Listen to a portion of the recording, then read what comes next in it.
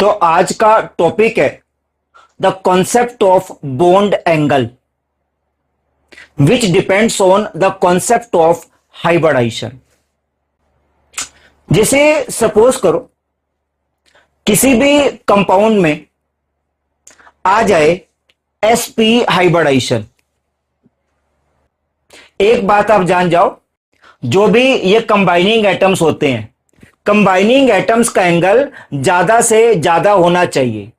Combining atoms का angle more and more होना चाहिए ताकि रिपल्शन कम से कम हो।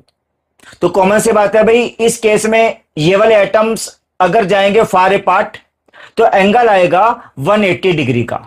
तो बात भूलना मत, अगर sp आ जाए एंगल फिक्स होगा, एंगल होगा 180 डिग्री का।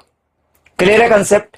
अगर सपोज करो हमारे पास आ जाए sp2 हाइब्रिडाइजेशन, मतलब सब्सटेंस में सिग्मा बॉन्ड्स और लोन पेयर का सम अगर आ जाए 3, सम 3 आ जाए, आंसर बताओ क्या होता है? sp2 hybridisation. तो एक बात जान जाओ, अगर सब्सटेंस के पास आ जाए sp2 हाइब्रिडाइजेशन तो ना उस केस में एटम्स के बीच में एंगल होगा 120 डिग्री का। एंगल फिक्स है, एंगल होगा 120 डिग्री का। अगर इसी केस में sp2 वाले केस में ही मान लो कि ऐसे आ जाए एक लोन पेयर, वो अलग बात है, ये लोन पेयर्स हैं, इलेक्ट्रॉन से फ्री पड़े हैं, इसलिए ये बॉन्ड्स को रिपेल करते हैं। लोन पेयर बॉन्ड को करते हैं रिपेल, इसी कारण से बॉन्ड का एंगल कम हो जाता है। तो इसका एंगल होगा 120 के आसपास, तो इसका एंगल होगा नियरली 118 डिग्री का। क्लियर है कंसेप्ट। अगर सपोज करो सब्सटेंस के पास आ जाए sp3 हाइब्रिडाइजेशन, sp3, तो ना इस केस में एंगल जो होगा, एंगल इज 109 डिग्री।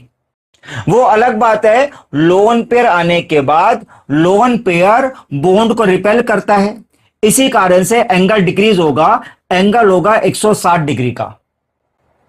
अगर मैं कहता सब्सटेंस है H2O, तो कॉमन सेंस की बात है, देखो O के पास इलेक्ट्रॉन 6 होते हैं, 6 होते हैं, तो आपके सामने है 2 बॉन्ड सिग्मा, 2 लोन पेयर।